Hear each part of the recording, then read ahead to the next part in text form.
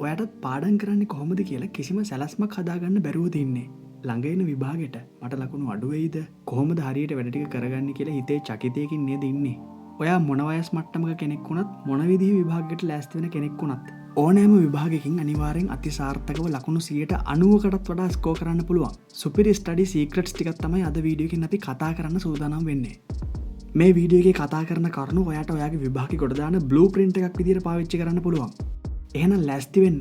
ලකුණු උඩු යටිකුරු කරන මාස්ටර් ප්ලෑන් එක ඉගෙන ගන්න.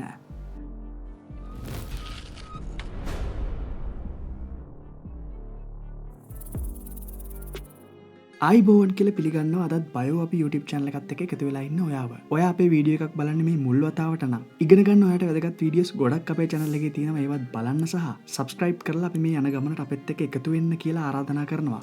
එහෙනම් අපි කතා බහ පටන් ගමු.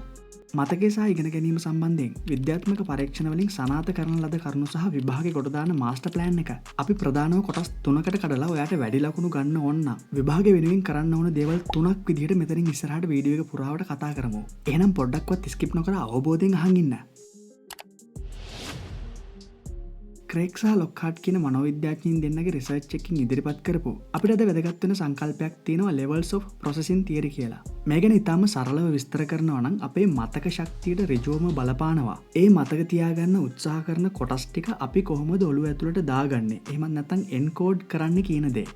හිතන්නකෝ ඔළුව ඇතුළට දාගන්න හිතන මේ අලුත් දැනුම් ටික මේ වගේ කියලා.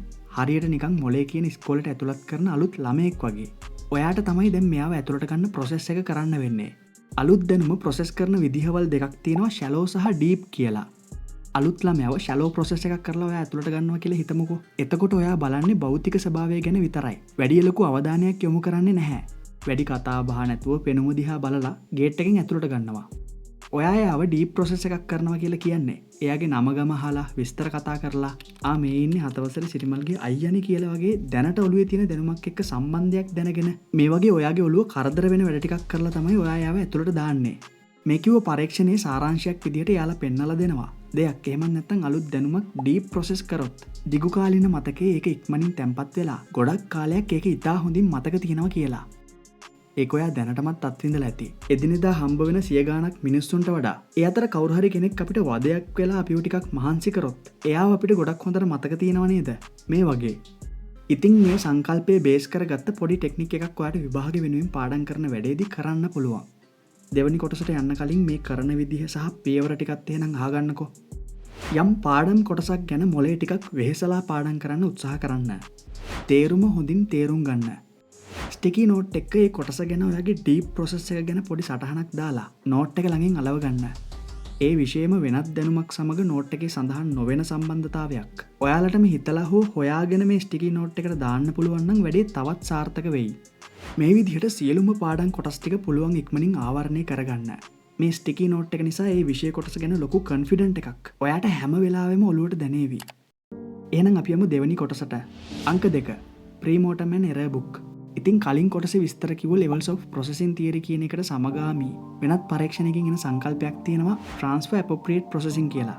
ඒකෙදි කියනවා අපි යමක් පාඩම් කරන්නේ කොහොමද සහ ඒක විභාගයකින් ටෙස්ට් වෙන්නේ කොහොමද කියන මේ කරුණු දෙක අපි එක සමාන කරගන්න නැත්නම් අලයින් කරගන්න උත්සාහ කරන තරමටම ඒ හා සමානවම අපිට අපේ ලකුණු වැඩි කරගන්න පුළුවන් කියලා.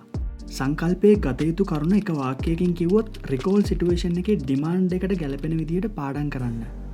මේ වැඩේ කරන්න ඔයාට ක්‍රම රාශියක් තියෙනවා. කරන්න පුළුවන් හොඳම දේ තමයි ඔයා සූදානම් වෙන විභාගය වෙනුවෙන් කලින් වතාවන් වලදී ලැබුණු පේපර්ස් කරන එක. සරලව පාස්ට් පේපර්ස් කරන එක. මේක ගැන ගොඩක් වීඩියෝස් වල සවිස්තරාත්මකව කියලා දීලා තියෙන නිසා පාස්ට් පේපර්ස් කරන වැඩේ ගොඩ දාගන්න ඔයා නොදන්න අලුත් දේවල් කිහිපයක් කියලා දෙන්නම්. ඔයා පාස්ට් පේපර්ස් කරද්දී මෙන්න මේ වැඩ දෙක කරලා බලන්න. ඒ තමයි ප්‍රීමෝටම් ඇන් එරර් බුක්. ප්‍රීමෝටම් කියන්නේ ගොඩක් ලොකු විස්තර තියෙන ලෝකයේ පිළිගත් විවිධ ශාස්ත්‍රවල සාර්ථක වුණු අය පාවිච්චි කරපු සංකල්පයක්. එරර් බුක් එකත් ඒ වගේම වැදගත්. මේ දෙක ඔයා පේපර් එකක් කරන්න කලින් එක වැඩක් සහ කරාට පස්සේ අනිත් වැඩේ විදිහට පොඩි සිම්පල් ටාස්ක් දෙකකින් කරන එක සුපිරි රිසල්ට් එකක් දානවා නම් අතිශය වැදගත් වෙන දෙයක්. පේපර් එකක් කරන්න කලින් කරන්න ඕන ටාස්ක් එක තමයි මේ. ඔයා විනාඩි 2-3ක් කරන් ඔයාට එන්න පුළුවන් අඩුම ලකුණු කීයද? ඒ මොන කොටස්ද ඔයාට ඒ වගේ අඩු ලකුණක් එන්න හේතු වෙන්නේ කියලා හොඳට හිත නිදහස් කරගෙන කල්පනා කරන්න. මට මේ කොටස එච්චර බලාගන්න බැරි වුණා. මේකෙන් ප්‍රශ්නයක් තිබ්බොත් නම් ලකුණු ටිකක් අඩු වෙයි. අන්න ඒ වගේ දෙයක් කරන්න කලින් ඒක වැරදෙන්න පුළුවන් විදිහවල් කල්පනා කරන එක ඔයාගේ ප්ලෑන් එක සාර්ථක කරගන්න සහ ඔයාගේ ඵලදායීත්වය අධ්‍යයනය කරන්න අතිශය වැදගත් වෙන දෙයක්. හරි, මේ විදිහට පොඩි විනාඩි කිහිපයකින් මේ ගැන හිතලා පේපර් එක කරන්න පටන් ගන්න. ඊට පස්සේ පේපර් එක කරලා ඉවර වෙලා ඔයාට කරන්න තව පොඩි ටාස්ක් එකක් තියෙනවා. ඒ තමයි එරර් බුක් එක. නිකම්ම පේපරේ ලියලා ලකුණු බලලා අම්මෝ දැන් මේ වැඩේ ඉවරයිනි කියලා උඩ බලන් ඉන්නේ නැතුව මේ වැඩේ ඔයා අනිවාර්යෙන් කරන්න ඕනි. ඒ තමයි එරර් බුක් එකක් මේන්ටේන් කරන එක. එරර් බුක් එක විදිහට කොළ ටිකක් හරි වෙන පොතක් හරි ඒ වගේ දෙයක් අරගෙන එක පිටුවක මේ වගේ දේවල් ටිකක් ලියන්න ඕනි. උඩින්ම ඔයා කරපු පේපර් එක ලියන්න. ඊට පස්සේ ඒකට යටින් මොන කොටස්ද ඔයාට අවුල් වුනේ, ඔයාට වැරදුනේ කියලා ලියන්න. ඒ ටික ඊළඟ පේපරේ ලියන්න කලින් හදාගන්න උත්සාහ කරන්න. ඊළඟ පේපරේ ලියන්න කලින් ඔයා කරන ප්‍රීමෝටම් ටාස්ක් එකටත් මේක ගොඩක් වැදගත් වෙනවා. ඉදිරියට පාස්ට් පේපර්ස් කරද්දි කරපු පේපර්ස් වල එරර්ස් ආපහු එන්නේ නැති වෙන්න ඔයාවම ටිකෙන් ටික පොලිෂ් කරගන්න ඕනි කොහොමද කියලා අදහසක් ඔයාට මේ වැඩේ කරාම નિરાයාසයෙන්ම ලැබෙනවා. ඉතින් ඔයා මොන විභාගයට සූදානම් වුණත් ඒ දක්වා ඔයාට ඉතිරි වෙලා තියෙන කාලය කොහම වුණත් සුපිරි පාස්ට් පේපර්ස් සැලැස්මක් හදාගන්න පොදු සැකස්මක් තමයි අපි වීඩියෝ එකේ අන්තිම කොටස විදිහට කතා කරන්න සූදානම් වෙන්නේ. එහෙනම් අපි යමු තුන්වෙනි කොටසට. අංක 3 පාස්ට් පේපර්ස් සැලැස්ම. හරි, අපි දැන් දන්නවා විභාගයෙන් උපරිම ලකුණක් ගන්න ඔයාට වැදගත් වෙන ලොකුම දෙයක් තමයි මේ පාස්ට් පේපර්ස් කරන එක කියලා. කොහොමද මේ පේපර්ස් කරන වැඩේ පටන් ගන්න වගේ ප්‍රශ්න ටිකකුත් ඔයාට දැන් ඇතිනේ. ඉතින් මෙන්න ඔයාට පේපර්ස් කරන්න ඉතා සාර්ථක පොදු සැලසුමක්. මේක නිකන් සමීකරණයක් වගේ ඔයාට ඔයාගේ තොරතුරු ටික දාලා ඔයාට හරියන පේපර් ප්ලෑන් එක හදාගන්න පුළුවන්. අපි ඉක්මනින් බලමු මොනවද මේකේ පියවර කියලා. මුලින්ම තව විභාගයේ වෙනුවෙන් ඔයාට දවස් කීයක් තියෙනවද කියලා බලන්න. ඊට පස්සේ දවස් ගාන සටහන් කරගන්න. උදාහරණයක් විදිහට අපි හිතමු තව දවස් 104යි කියලා. දැන් මේ දවස් ගාන 8ෙන් බෙදන්න. උත්තරේ සටහන් කරගන්න. මේක දැන් අපිට කරන්න යන වැඩේට වැදගත් වෙනවා. මේ වැඩේ කරොත් විභාගයට තව දවස් මෙච්චරයි මේ කාලෙ මට ඇති වෙයිද කියලා වගේ ප්‍රශ්න නම් ඔයාට ආපහු ඇති වෙන එකක් නැහැ. හරි, දැන් ඔයාට කාල සීමා කොටස් 8ක් තියෙනවා. එක් කාල සීමාවක් කියන්නේ අර ඔයා 8ෙන් බෙදලා ආපු උත්තරේ. මෙතන උදාහරණය අනුව නම් එක කොටසකට දවස් 13යි. දැන් මේ එක් කොටස් වලදී ඔයා කරන්න ඕනි වැඩ කිහිපයක් තියෙනවා. 1 සහ 2 කොටසේ කාලය. මේ කොටස් දෙකේදී ඔයා පේපර්ස් කරන වැඩේ පටන් ගන්න ඕනි. ඉතින් මුලින්ම කරන්න යද්දි ප්‍රශ්න ගොඩක් එයි. සිලබස් ඉවර නැහැ. තව ටිකක් අර ටිකක් පාඩම් කරලා ඉවර වෙලාම මේකට බහිනවා කියලා හිතෙනවා. මේ වගේ ගොඩක් දේවල් හිතෙයි. නමුත් දැන්ම වැඩේට බහින්න. මේ කාලෙදී ඔයා කරන්න ඕනි පේපර්ස් ලියන්න ආරම්භ කරන එක. ටයිම් එක ගැන පොඩ්ඩක්වත් හිතන්න එපා. ප්‍රශ්නවල ස්ට්‍රක්චර් එක බලන්න, උත්තර දන්නේ නැත්නම් පොත් පෙරලා උත්තර හොයන්න, පිළිතුරු පත්‍රයේ මාකින් ස්කීම් එක බලන්න. උත්තර දන්නේ නැති ඒවට උත්තර පත්‍රයේ බලාගෙනම හරි උත්තර ලියන්න. මේ වගේ දේවල් ටිකක් කරන්න. හැබැයි වැඩ අතපසු නොකර අනිවාර්යෙන් මහන්සි වෙලා වැඩ කරන්න. හැම වෙලාවෙම ඔළුවේ තියාගන්න මම මේ පේපර් ප්ලෑන් එකක් එක්ක තමයි මේ වැඩේ කරගෙන යන්නේ කියන දේ. 3 සහ 4 කොටසේ කාලය. ඔයා දැන් දින කිහිපයක් වැඩේට බැහැලා තමයි මේ කොටස පටන් ගන්න එන්නේ. ඔයා දැන් කරන්න ඕනි ටයිම් එක බලලා ටයිමින් අනුව පේපර් එක කරන්න උත්සාහ කරන එක. පිළිතුරු පත්‍රයේ බලන සහන කාලය සහ පොත් වලින් උත්තර බල ලියන කාලය ඉවරයි. හරියටම ලියන්න. නිවැරදිව ලකුණු දාගන්න. ඔයාට දැන් ලියන්න සෙට් වෙලා තියෙන්නේ කලින් ලියපු පේපර් එකක්ම නම් ඒත් කලබල නොවි ප්ලෑන් එක අනුව වැඩ කරන්න. මේකෙදි තමයි අර එරර් බුක් එක කරන එකේ වැදගත්කම ඔයාට මතක් වෙන්නේ.